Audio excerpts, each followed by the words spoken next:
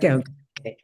So good morning, everyone. I'm Julie Botel, President of the Community Office Association of Singer Island, and I'd like to call this COSI meeting to order. I want to begin by thanking our COSI board for their ongoing work, their volunteer ongoing work and commitment.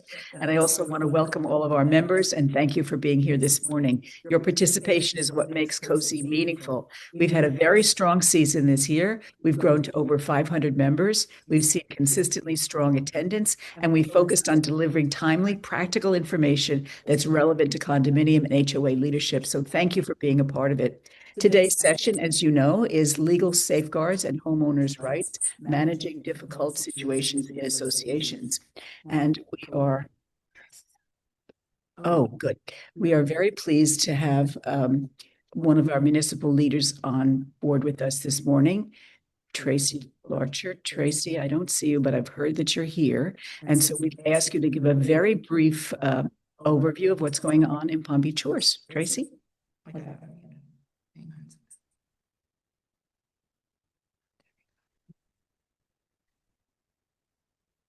Tracy, did you say he was on? Okay, I'm unmuted now. Thank you.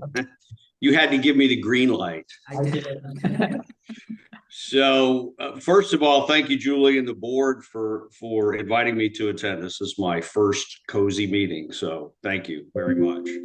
I will keep my comments very brief because what can really happen in a half a square mile that you all would be very interested in. So real quick, I guess the big thing, we had an election March 10th. So we had some changes in city government. We've had one commissioner reelected, and we have two new commissioners on the commission, which are Anastasia Karloutzis and Tony Lembo. I ran unopposed, so my election was uneventful, and I'll be replacing Alan Fires on the 30th. March 30th. We'll have a reorganization meeting. The other thing within the town government, we do have hired an interim town administrator, and we'll be looking in the next 6 to 8 months to make that a permanent position. In terms of what's going on in development, residential development remains really strong. We have at least six homes under construction in the town right now, with many more in the pipeline. Many of you are probably aware 123 Ocean, the old Sea Spray. That's 28 units, 6 stories that we believe will commence construction this year and complete in 2027. In terms of what are people in town most concerned about right now, I think that the couple things I hear the most about, one is property tax reform, and I'm sure you all hear about that too. We did do some preliminary numbers based on the legislation that passed through the House, understanding that could change or never even happen. But if it does happen, it's a significant budget haircut for us. And given that you cannot reduce public safety spending, we really have no idea how we would manage that. So that's a concern. And then I think the other concern that a lot of people are worried about is just overdevelopment. This project being proposed for the foot of the Blue Heron Bridge has a lot of people talking in town and a lot of people concerned. So that's my brief spin around town, and thanks for inviting me. Thank you, Mayor. We appreciate your being here. Am I muted again? Thank you, Mayor. We appreciate your being here. I don't see Commissioner Spiritus, so if he joins us, we'll ask him to speak at the end of the meeting. So I'd like to introduce our speaker. Scott J. Lee is highly specialized Florida attorney based in Palm Beach County, focusing on real estate, community associations, and condominium law. He is double board certified by the Florida Bar in real estate law and condominium and plan development law. Mr. Lee serves as of counsel to Cohen Norris. He is widely recognized for his expertise in advising condominium and homeowner associations on complex legal and governance issues, and we are so pleased that he's here with us this morning to share his knowledge. Mr. Lee.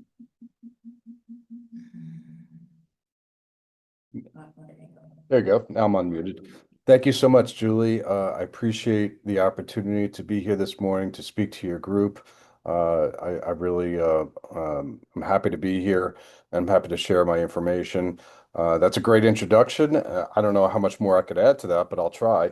I represent approximately 250 community associations, including condominium associations, homeowner associations, and co-ops. Co-ops are not very common here in the state of Florida, but there are a few, more of a New York thing. But I do represent about 12 co-ops in the state of Florida. Like Julie was mentioning, I'm Florida Bar Board certified in the area of condominium and planned development law.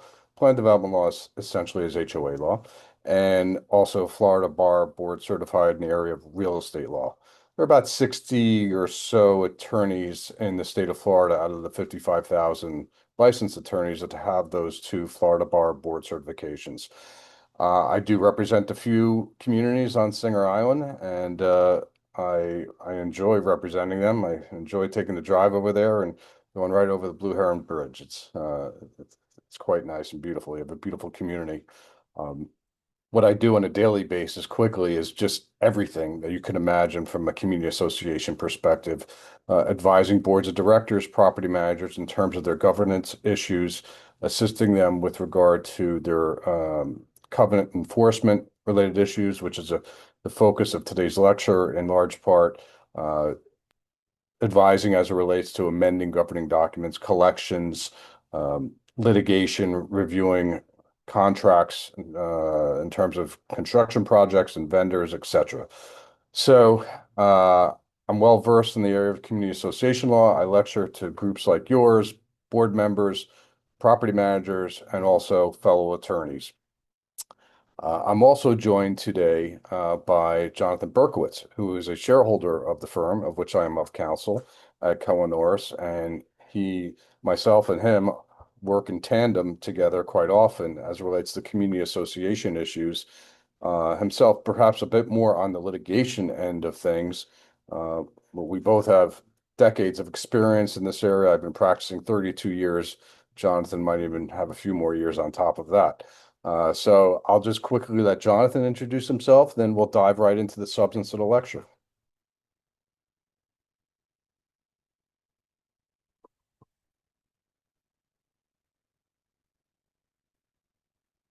Thank you. Appreciate that introduction. I'm going to be brief so we can get to the meat and bones of why we're here today.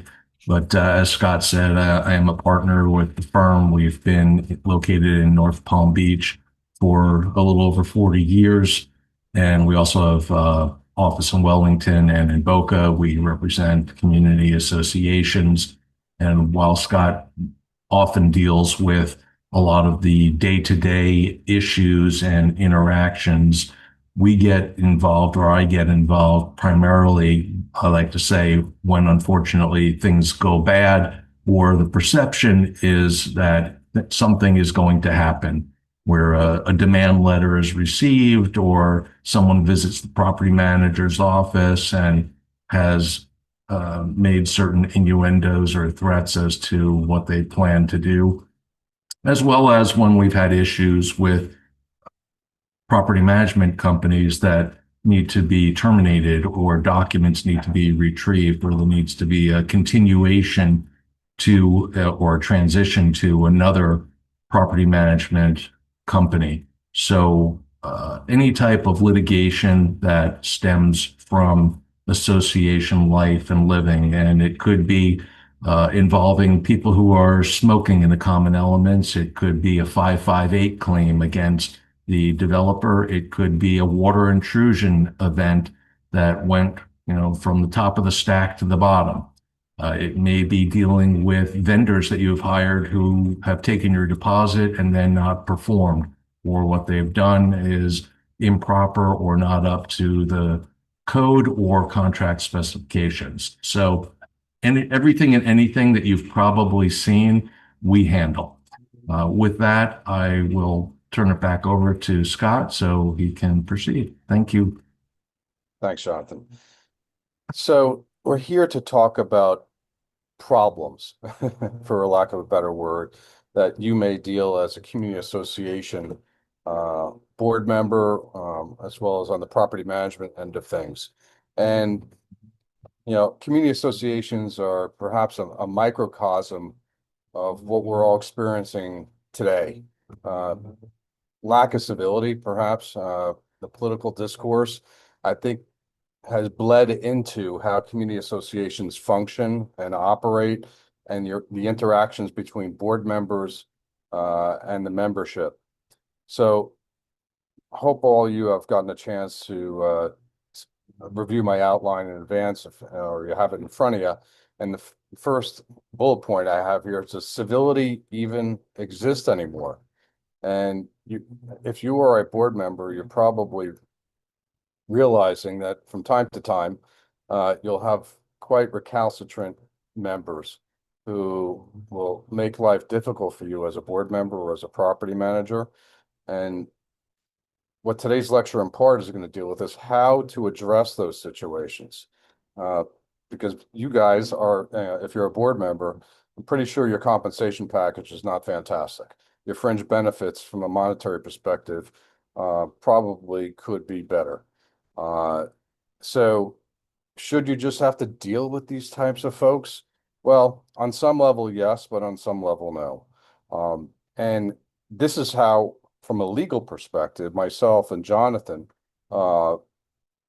attack or deal with scenarios where you are a board member, particularly at board meetings or otherwise, or communications with members, and you have a recalcitrant member who is being impertinent and rude or excessive in terms of communications. Your governing documents of your association is a very particular term of art, and there's a legal definition of your governing documents. And if you come away with anything today, hopefully you'll come away with several strategy points, but let's try to use correct nomenclature. What I mean by that is pursuant to Florida statute 718 and 720, there's a definition of governing documents, which are a group of 3 sets of documents: your declaration, your articles of incorporation, and your bylaws. Now, euphemistically, I hear all the time the word bylaws just thrown out there. Bylaws are one part of your governing documents. In fact, it's typically the least important in the sense that, while it's not unimportant, it focuses almost exclusively on procedural related matters, which again have a level of importance, but the key document in the grouping of governing documents really is your declaration. That's like the constitution for your community association. And that particular document, your declaration of condominium, if you're a condominium, or declarations, covenants, restrictions, something along those lines in terms of the name or the label for a declaration, incorporates the heavy substantive provisions that deal with obligations of the owners, obligations of the association, assessment collections, the do's and don'ts within the community.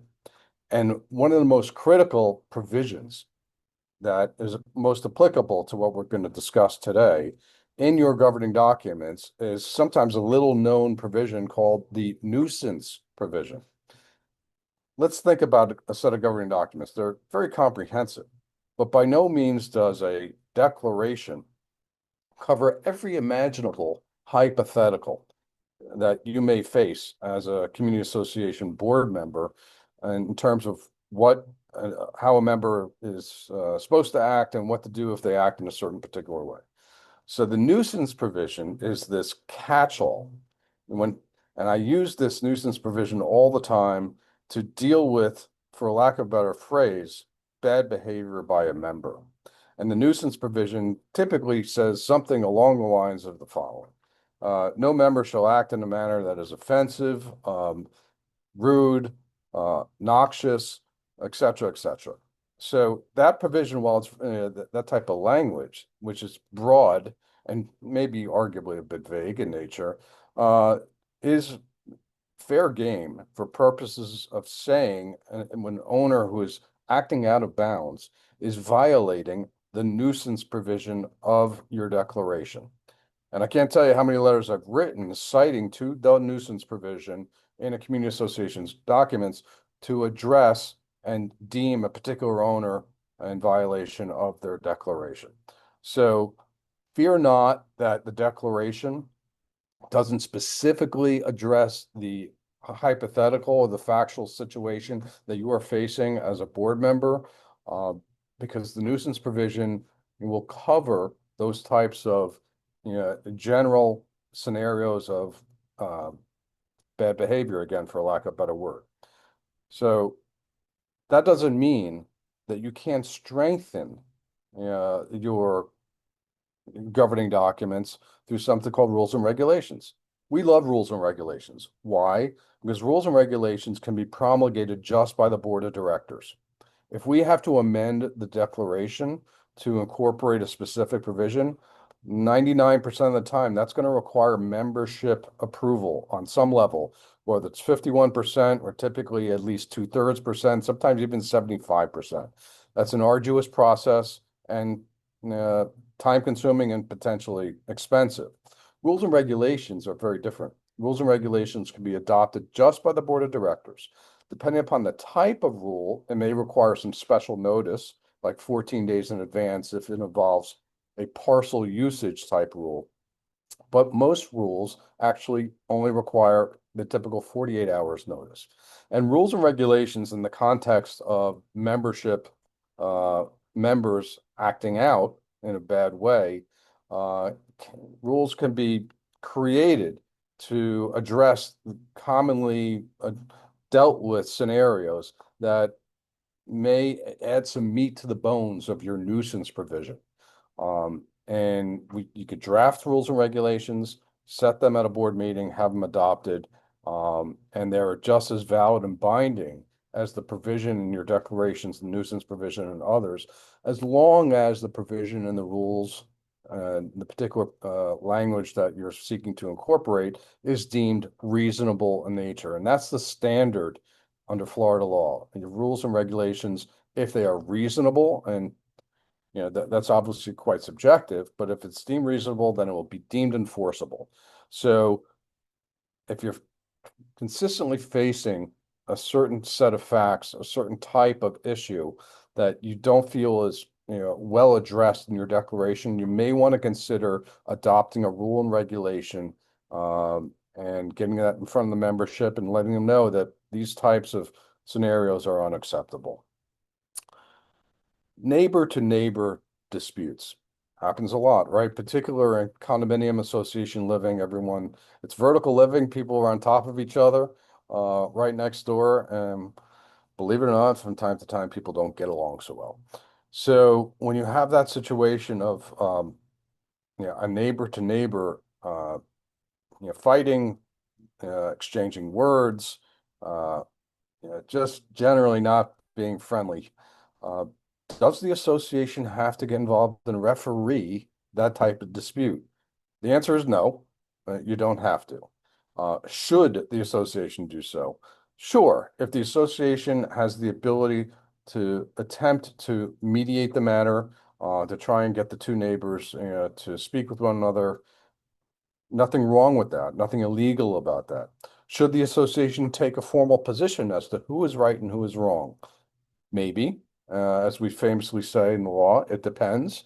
It depends upon the facts. If it is clear cut to the association, to the board of directors through evidence, when evidence could mean just accounts from the individual neighbors and maybe witnesses who also could corroborate a certain side story, that one party is really behaving badly here, then the association can step in and once again use that nuisance provision, because a neighbor that is behaving improperly towards another neighbor, that is a violation of the nuisance provision if there is sufficient evidence to substantiate the association's claim.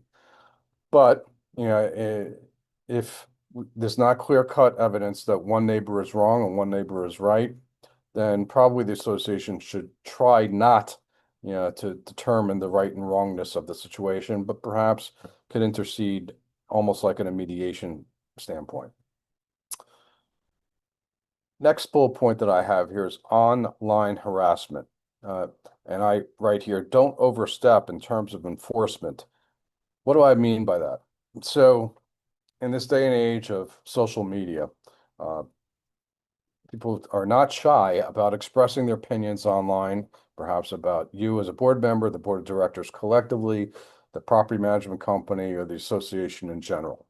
So members do have the right to express opinions, and you can't, as a board member, as an association, um, stymie an individual's right to express their opinion about the goings on in the association, even though the opinion may not be fully justified. Having said that, there is a line when a member crosses that makes it no longer a First Amendment free speech opinion type right.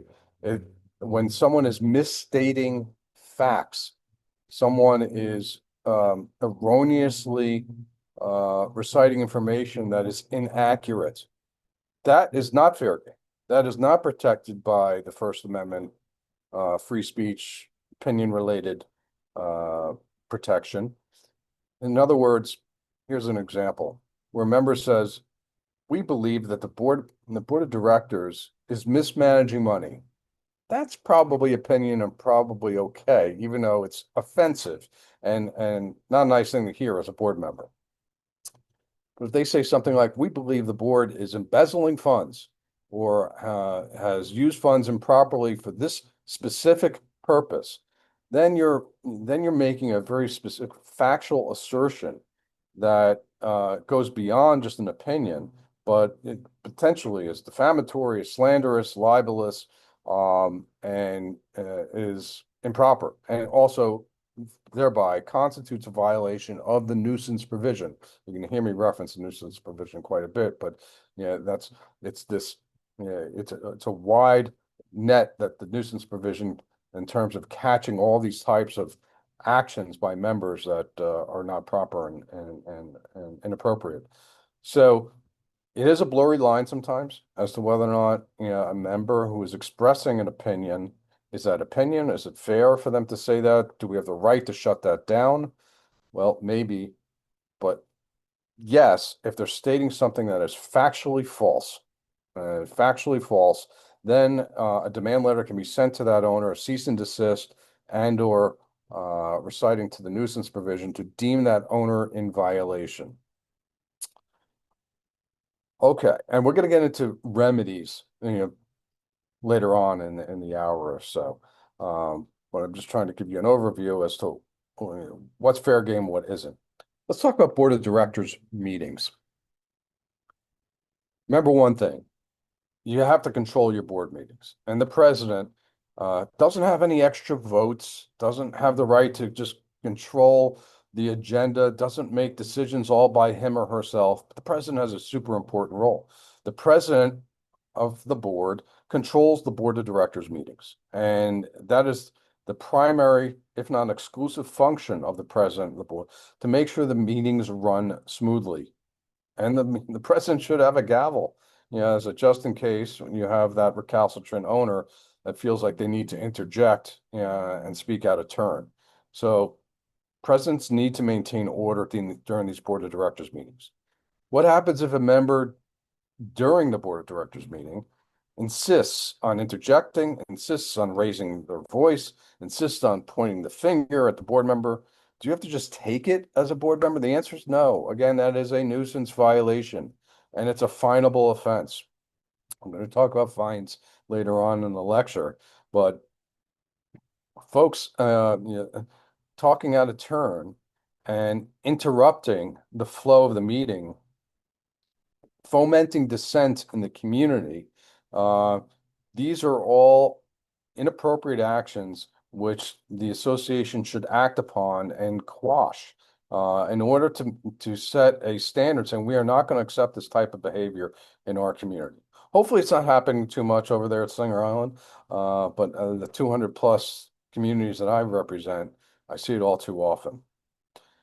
But also understand what a member has the right to do, because when you are dealing with a member who is behaving poorly at a board of directors meeting, it's important from the board's perspective as to setting a framework in terms of when the member has the right to speak, because just shutting down the member entirely is not appropriate and will probably just worsen the situation.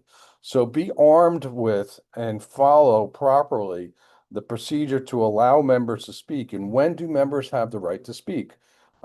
Well, Robert's Rules of Order is specific and oftentimes not followed. Here is how it goes at a board of directors meeting. We're going through the agenda, and every single agenda item entitles a member to comment on the agenda item for upwards of 3 minutes. So if a member seeks to comment on an agenda item after deliberations have occurred at the board level, you do need to go around the room and ask if the members have a comment and time them if necessary. Now, if someone is speaking and again, they're getting out of hand with raising a voice or threatening that type of behavior, you can shut them down. You can bang the gavel and tell them this is your time is no longer your time is up, and because the nature of your communication is inappropriate. So you do have the right to shut them down, but do give them the right to speak on the agenda item that will probably diffuse the intensity of the situation. Like I said, 3 minutes each is the general rule that you allow. Same is true for motions that are pending.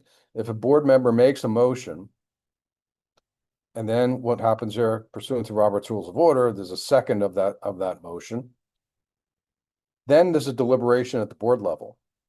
That's the next step per Robert's Rules of Order in terms of the motion that is on the table for the board to consider.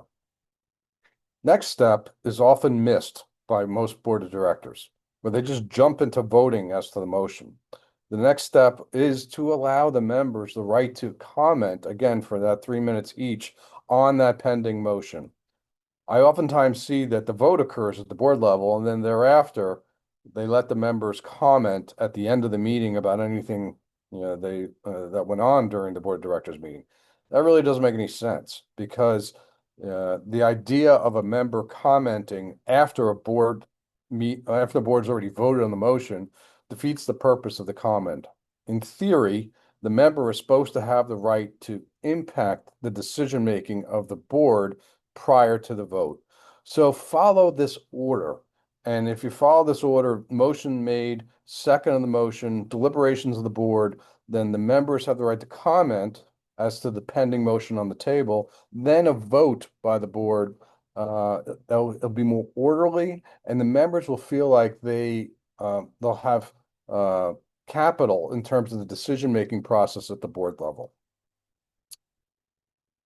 Things really get out of hand, and so I have seen this, and you have a member that just cannot be controlled, no matter how many times the member is told to cease behaving in that manner, and even letters have gone out to that effect to that member. Feel free to bring in security personnel, either hire a police officer, a deputy, or a security guard. That is very effective. When they see that type of person, security personnel at the meeting, it does impact in a positive way a member's behavior. Unfortunately, it's an expense that the association incurs, and it's not just automatically chargeable to that person. But in a worst case scenario, that's usable and effective. Let's talk about Zoom meetings and the physical location option, my last bullet point in item number 2. So, since COVID, we're all kind of used to Zoom meetings, and it's very effective and useful and easy for folks, particularly in communities like yours, maybe where people are out of state. But be mindful of the following. For all of your meetings, even the simplest of board meetings, technically speaking, you must have a physical location option. So I do see a lot of communities that just do meetings via Zoom, and that's okay as long as part of your notice for your board meetings, you're offering a physical location option for the members that don't want to participate through their particular computer at home. It's a technical violation if you of Chapter 718, Florida's Condominium Act, or Chapter 720, Florida's Homeowners Association Act. You don't offer that physical location. Doesn't mean all community associations follow it. So those are the first 2 bullet points. Let's go into number 3. And if, Jonathan, if you have any things you want to add and interject, feel free. But I'm going to jump right into Videotaping and audio tape. I get this question quite a bit. Scott, we're having members show up at meetings and they're videotaping or audio taping the meeting. Do they have the right to do that? That seems a little offensive. Well, the answer is yes, they do have the right to videotape or audio tape by statute. However, it is subject to reasonable rules and regulations. So that's how the statute reads. There's an automatic right on behalf of the member, both for HOAs and condos and co-ops, to audio tape or videotape a meeting. Now, that does not mean, and this is where I'm going to use my prop, that a member could sit in the front row of a board meeting while the meeting is going on and do this and shine a light in your eyes as board member. First of all, that's annoying and disruptive and potentially problematic. So what I suggest are rules and regulations that disallow any emanating lights from phones being placed in the face of the board members. I recommend that there be rules and regulations adopted where if a board member is going to videotape or audio tape a meeting, that they give at least 15 days, I'm not 15 days, I'm sorry, at least 24 hours notice in advance of the board meeting. So the board is aware up front that, hey, we're going to have someone that's going to be videotaping or audio taping a meeting. Not saying I'm going to change what you say, but it puts you on alert. And I think that's a good rule. And also another good rule is for a member to not sit within 15 feet of the dais of the board director's table itself. That gives you a little distance between yourself as a board member going to the board meeting and this person shining a light on you. Jonathan, you want to jump in?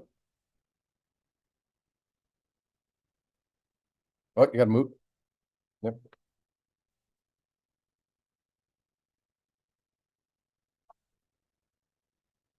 There we go. I didn't have the ability to unmute myself. Uh, uh, as not only an attorney, but as a former board member on various boards, I have experienced that type of behavior, as Scott mentions, where people are in your face or even approach the table or slam documents down on the table in front of you and try to commandeer the meeting. So it is good to have these rules. And as Scott mentioned earlier, rather than amending your documents, which can be an expensive and often defeated task because of the majority that is required to do so, you can implement rules and you can even adopt resolutions, which require, as Scott mentioned, at least 24-hour written notification, and that could be in the form of an email that someone intends to videotape or audio record the board meeting. And you can also have those other safeguards where not only are they required to do so, but that set up the physical parameters, and you can tie that in to the nuisance portion of the declaration, that any type of behavior that is observed that is contrary to those rules will be considered a nuisance under the declaration, for which the board may seek to have further action in the future, including imposing fines and costs for having security measures. So those are all good and valid suggestions, because it all it takes is one person, and then the board meeting can go into complete disarray. But if you have this backdrop, it will protect you. And in certain circumstances, always remember that certainly the president who is conducting the meeting, if you feel that the member is being so disruptive that business cannot transact, that you cannot have an orderly discourse, that you cannot maintain civility, you have the option of terminating the meeting right then and there. And of course, this person who is recording, and if a portion of it is on Zoom, you have a recording, you have the evidence that you can then present to your finding committee. Excellent. And I'm going to add a little bit to what Jonathan's saying. Remember one thing about your board meetings. It's not a question and answer session necessarily between the membership and the board of directors. It's not the member's time to interrogate you as a board member, as a board.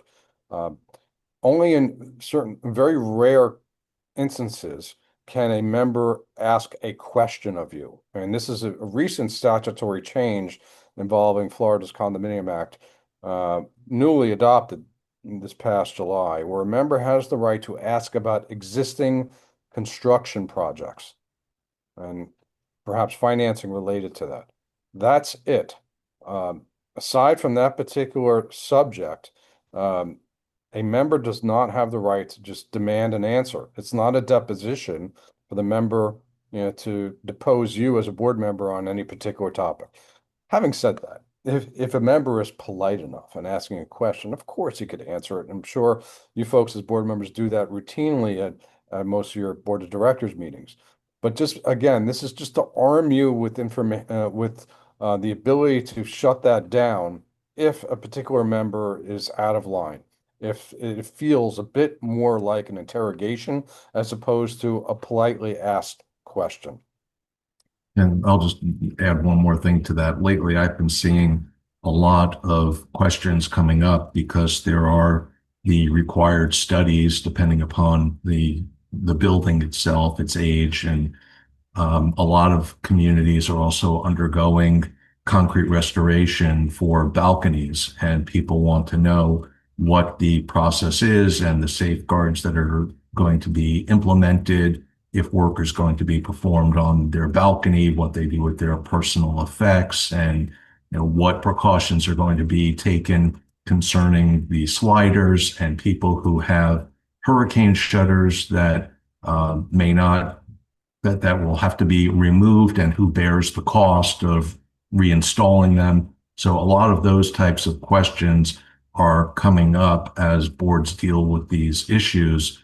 And many times you already covered this in a prior board meeting, or you have an FAQ on your website that addresses this, or the property manager sent out an email containing this information, yet you have someone appear before you that has never read any of this information that has been disseminated, and they want to know this information at the board. Right. Excellent.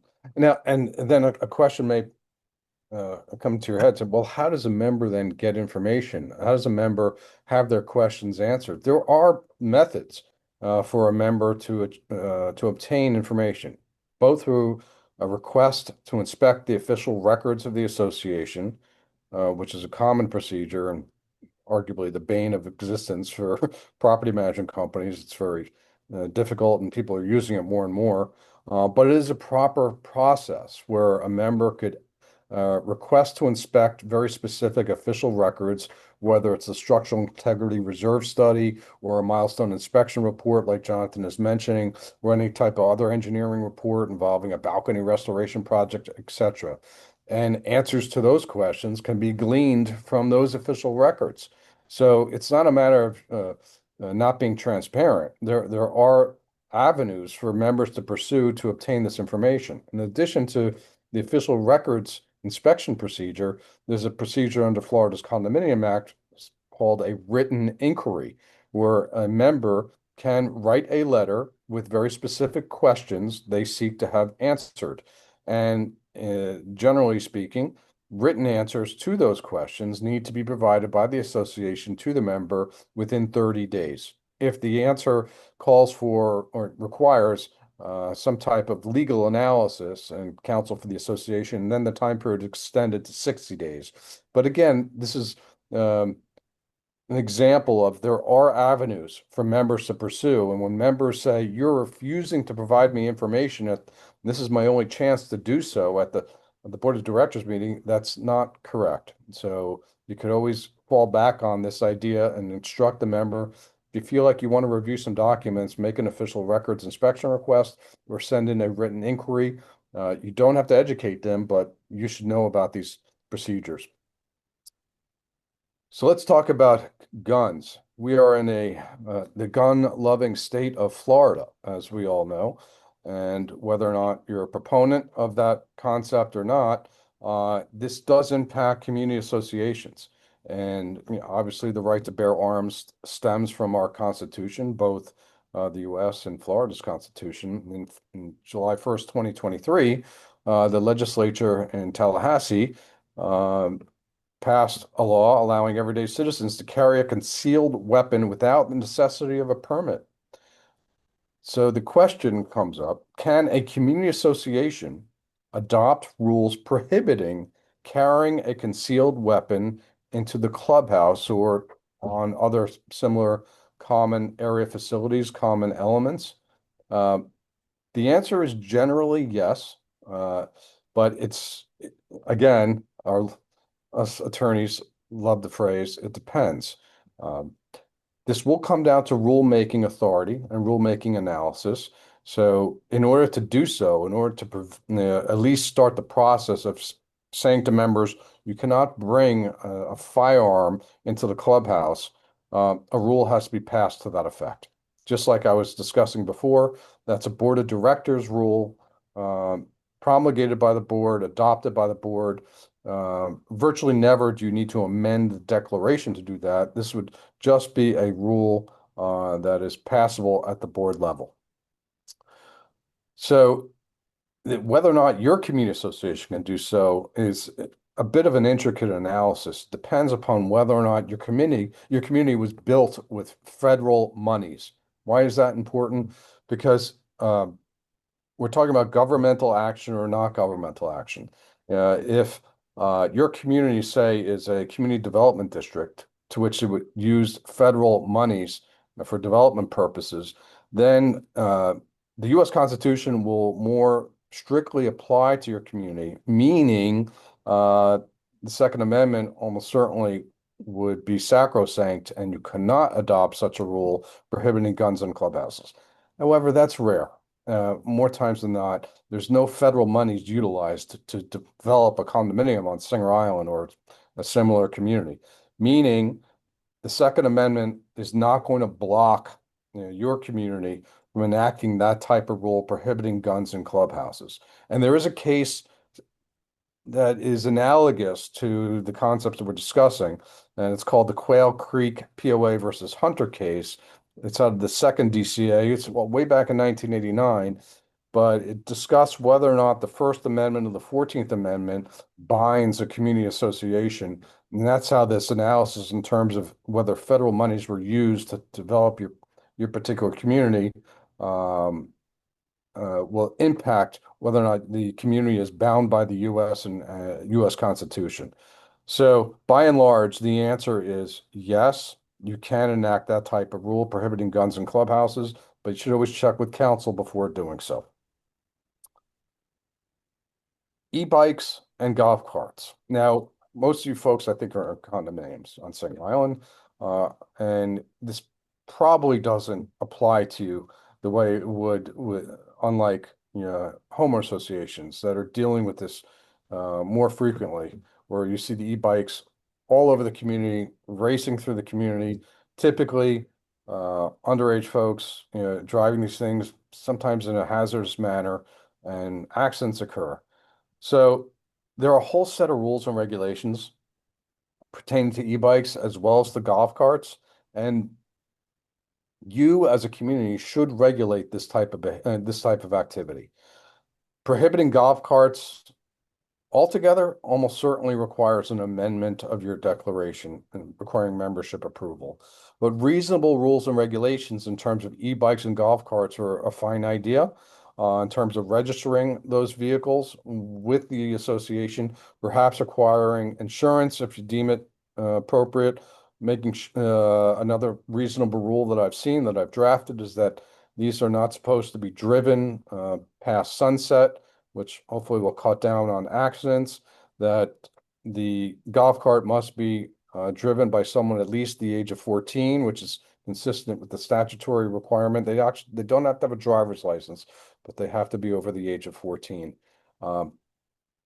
As well as perhaps saying, particularly with golf carts, you can't have more than 4 people in the golf cart, or 2 people if it's a 2-seater.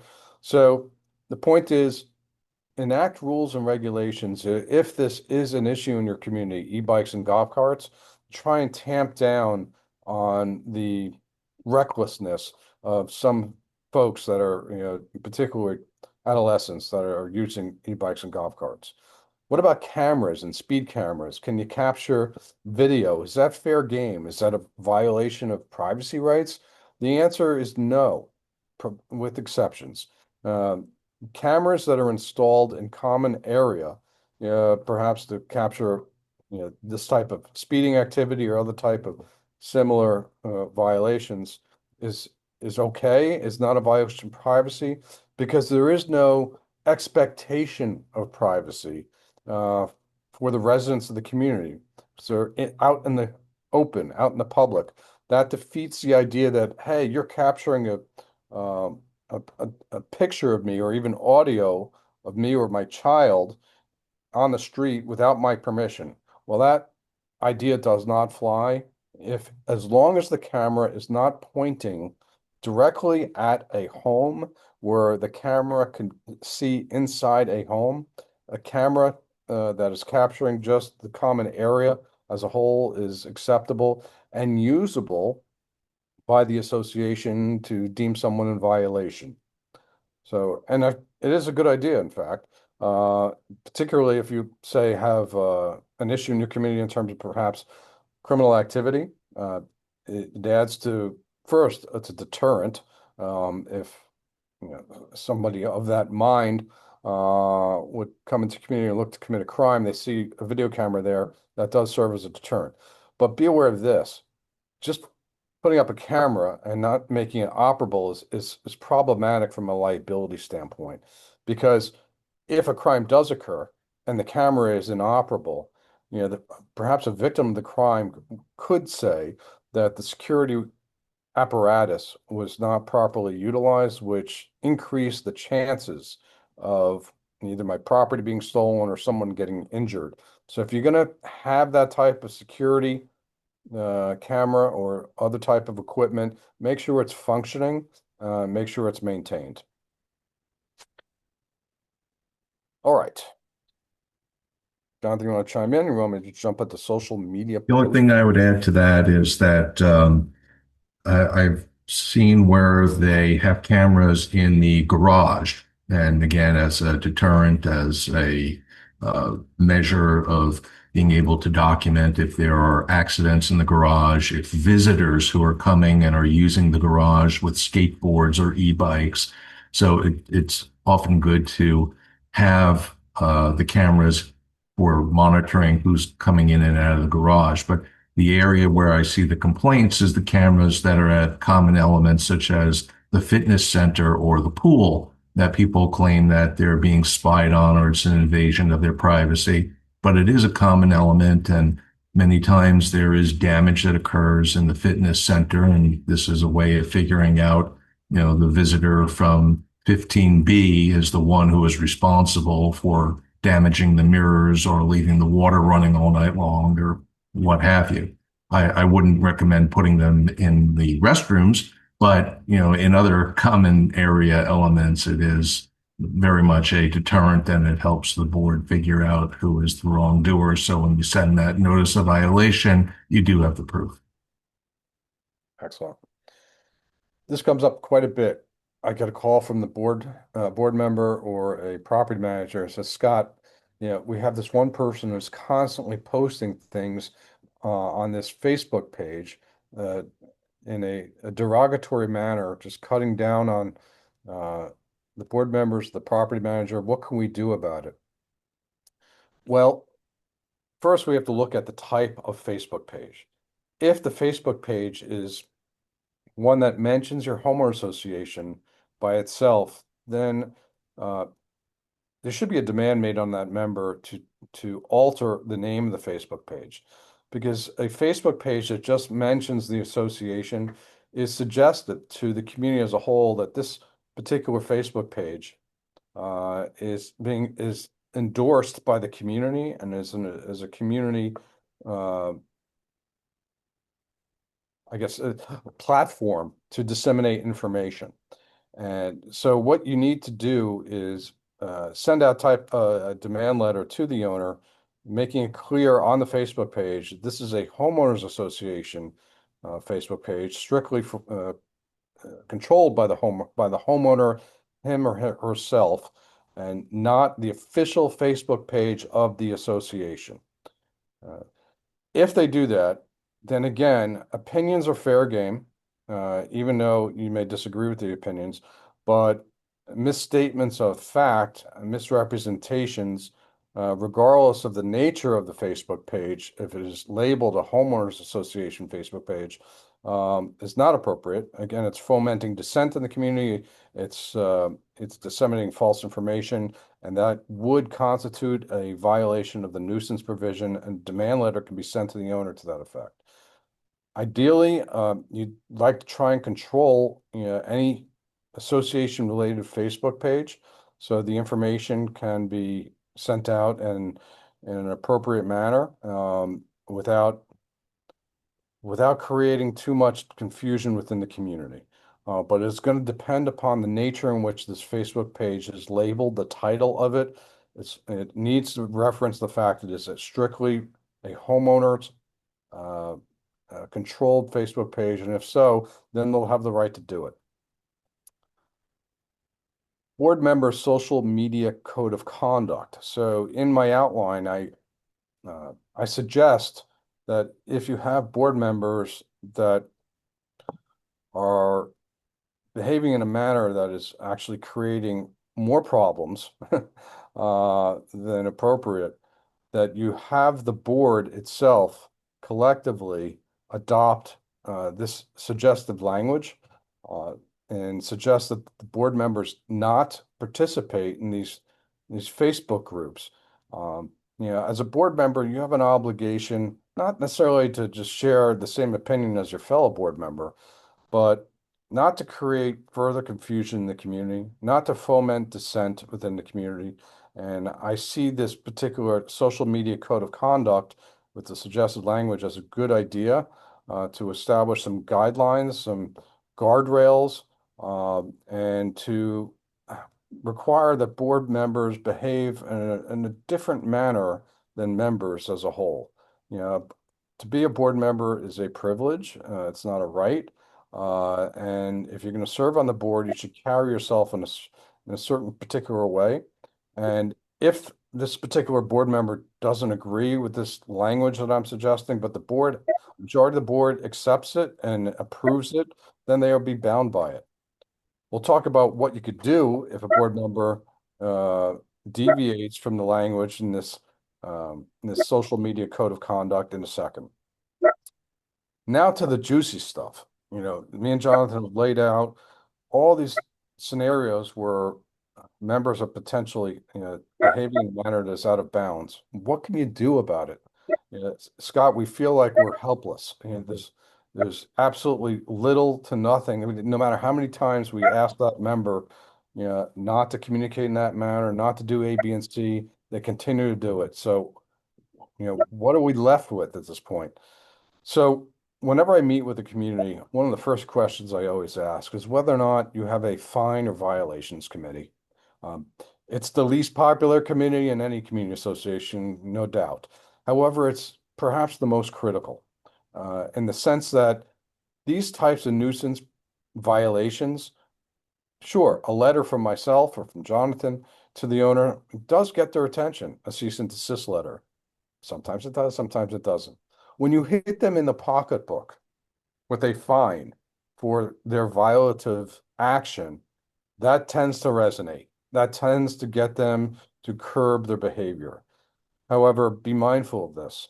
You cannot impose a single nickel of fines without a properly constituted fine committee. And every fine committee must have at least 3 members who cannot be a board member and cannot be related to a board member.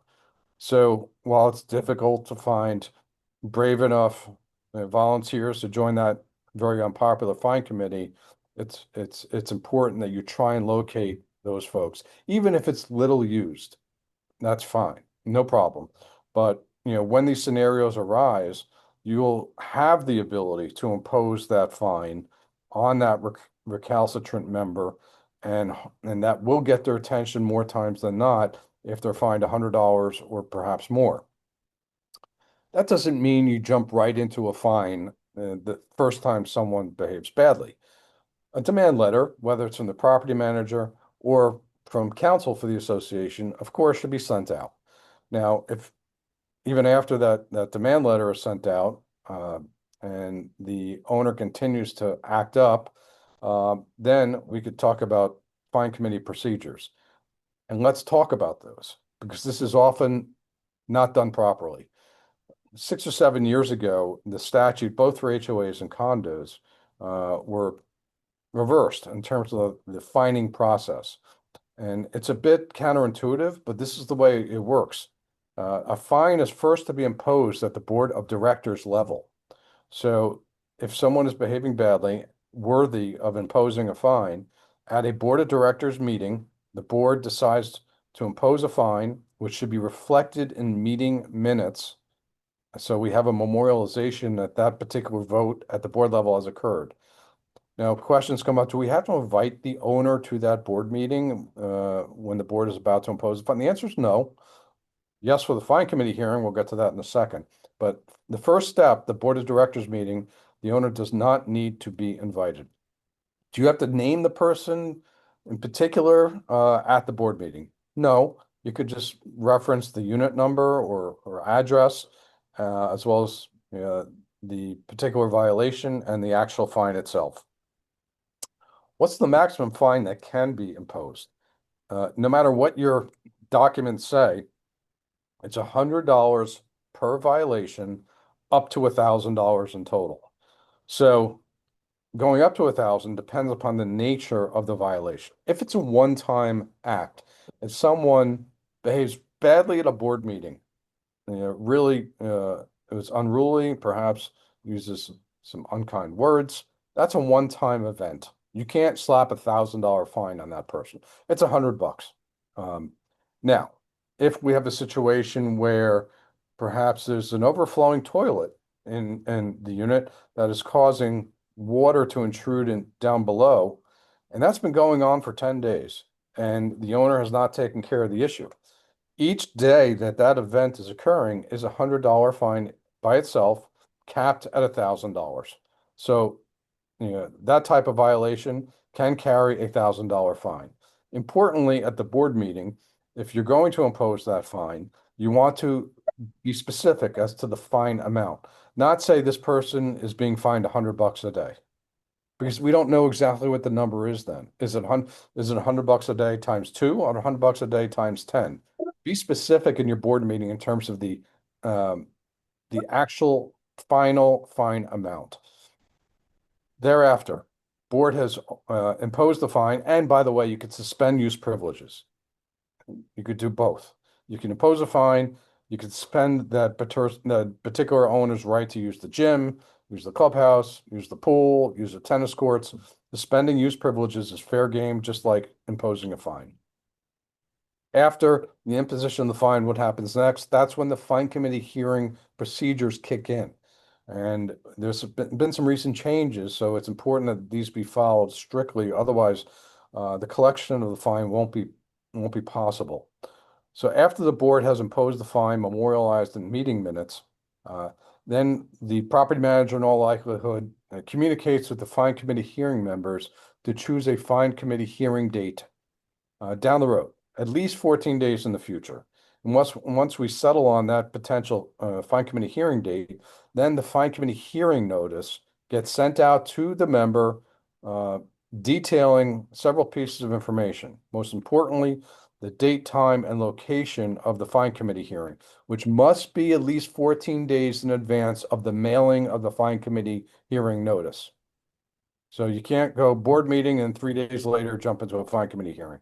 That has to be at least 14 days out from the time that the fine committee hearing notice gets placed in the mail, not when the fine committee hearing notice is received by the owner, because you really never know when that notice is received. You don't have to prove that. It's when by affidavit, the property manager could say, I dropped this fine committee hearing notice in the mail on this date, and the hearing must take place at least 14 days thereafter. The notice must also be specific in terms of the nature of the violation. Now, the recent legislative changes called for the fine committee hearing notice to also newly reference how the violation can be cured. And this is also a new legislative change. If the violation is cured, even if it's moments before the fine committee hearing, then by statute, I don't love this statute, this particular legislative change. If it's cured prior to the fine committee hearing, no fine can be imposed. But how do you deal with situations where, like that first example I gave you, someone acts really inappropriately at a board meeting? Okay. How is that curable? The statute was poorly designed because it does not address that type of situation. And in my opinion, and I've shared this with other community association practitioners like myself, that's an uncurable violation. You can't take back what the person said at a board meeting. So while there probably needs to be some reference to how the person needs to act on a go-forward basis, that's an uncurable violation, and the fine committee hearing can proceed, and the imposition of the fine can follow. After the fine, well, at the fine committee hearing, the fine committee itself has two decisions and only two decisions. Either uphold the decision of the board of directors meeting or reject the decision of the board of directors in terms of the imposition of the fine. The fine committee cannot modify the decision or amend it by saying, you know what, we're just going to fine the person $50, or we're going to give the owner an extra 30 days to fix, their leaky toilet. That's not within the jurisdiction of the fine committee by statute. Either uphold or reject the particular fine committee, the board director's decision. Thereafter, once the fine committee makes a decision, a written decision has to be sent out at least within 7 days of the fine committee making that determination, and then after that, the fine itself cannot be deemed late if it's paid within 30 days. Those are also new legislative changes. Can fines result in liens? Yes, for HOAs, not for condos. So that's just a unique distinction as it relates to the operation of homeowner associations versus condominium associations. Are they collectible still? Yes. So if someone owes $1,000 in fines in a condominium association, is there zero recourse? No, it still could go on the ledger. And when the unit owner sells their unit, that's part of the balance due. Or if the board of directors is so inclined, you can file a small claims lawsuit over the $1,000 or more in fines if the board of directors is interested in doing so. Whether or not it's worth it to spend the money doing that, that's a whole other analysis, but that is available. Be mindful of fair debt considerations of the Federal Fair Debt Collection Practices Act and Florida's Consumer Collection Practice Act in terms of demanding monies that are not properly collectible. These fines oftentimes get the ire up of the particular owner, and they'll run to an attorney. And there's a cottage industry of attorneys that are all too happy to sue associations over improperly imposed fines, which do constitute violations of federal law and state law, which could create significant liability for the association.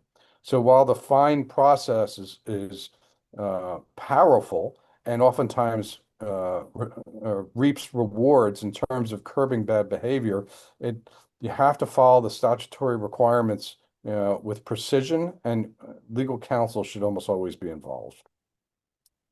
I know we're tight on time here, so I'll just quickly run through a couple other things. Beyond fining an owner, do we have other recourse, Scott? Yes. So both with Florida's Condominium Act and Florida's HOA Act, in the event we have an ongoing situation that is, even whether or not a fine's been imposed, is still not cured by the particular owner, a demand for pre-suit mediation can be made, where the parties sit down with the mediator in an effort to resolve the issue. It's not a cheap or inexpensive process, though. Mediators oftentimes, even for the silliest of violations and simplest of issues, seemingly, It's a minimum 3 or 4 hours of mediation, which will cost in excess of $1,000 plus attorney's time. So I don't want to make it seem like, it's uh, an inexpensive way to resolve these types of disputes, but it tends to be effective. I've been involved, and Jonathan has as well, in probably well over 100 pre-suit statutory mediations. In my experience is more than half are resolved the pre-suit mediations. So in situations where an owner just is refusing to comply, the mediation does work. It's also important and necessary before you file a lawsuit. If it's such a serious event going on that the board is considering filing a lawsuit against the owner involving a violative situation, it's mandatory that we first avail ourselves of the pre-suit statutory mediation process.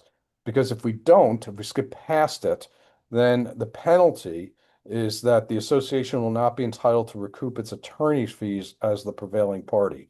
The legislation is designed to try and unclog the court system of these types of covenant enforcement type disputes. And so they put as a precondition to jumping into court, availing yourself of this pre-suit mediation. If the mediation doesn't work, or the owner refuses to participate in mediation, all's not lost. You can go to court and we can file a lawsuit and get a court order for, it's called injunctive relief, which is an order issued by a judge telling an owner, stop doing this, whatever that may be. And judges don't like it so much when owners don't follow their court orders. And if the bad behavior continues, we go back into court, and I've done this many times, to hold the owner in contempt of court. I've even gotten orders of writ of bodily attachment where repetitive violations of existing orders have inflamed a judge to the point where they've issued arrest warrants.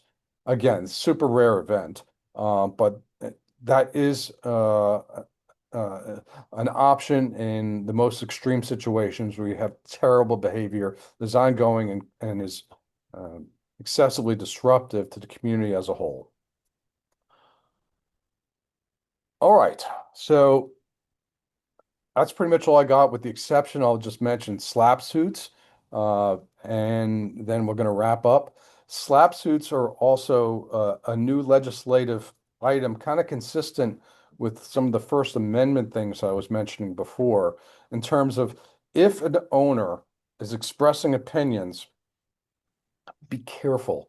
Be careful about coming down too hard on the owner, because new legislation has been set up to entitle an owner to file a lawsuit against an association under this SLAP suit, SLAPP, strategic lawsuits against public participation, which is used in the governmental context and also now applies to community associations, where imposing fines or suspending use privileges just because an owner is disagreeing with the direction that the board is taking the association is a violation of this particular newly enacted statute, and there could be severe penalties to the association. Again, it's a blurry line between opinions and defamatory conduct, misrepresentations, and false facts. So when you have scenarios like that, it's best to run it by counsel to make sure we don't potentially do something that's a violation of the SLAP suit statute. At the same token, if it's so egregious, we want to take forceful action to try and bring it to an end. Speaking of bringing things to an end, I think that is going to bring my little speech and Jonathan's speech and seminar to an end. I had put my email address in the chat, so if any folks have any questions, feel free to email me. I'm happy to answer questions. I know I threw a lot of information in real quick, and there's so much more to discuss, but I tried to jam in as much as I could within that hour. Thank you so much, Scott and Jonathan, for being here. What a wealth of information you've shared with us today. We really appreciate it.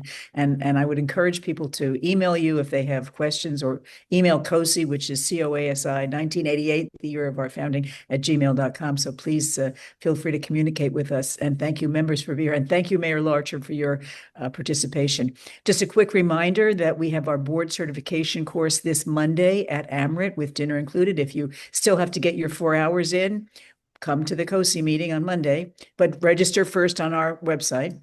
The final session of this season will be on April 18th, and it's all about insurance. So if you want to know about insurance, come and here we'll be meeting at the Ambassador Center here on Blue Heron. And a reminder to complete the survey that you'll be seeing for next year's sessions that will be coming out later in the spring. Thank you, everyone, for participating, and thank you especially to Scott and Jonathan for being our presenters today. This meeting is adjourned. Thanks, Julie. Thank you for having us.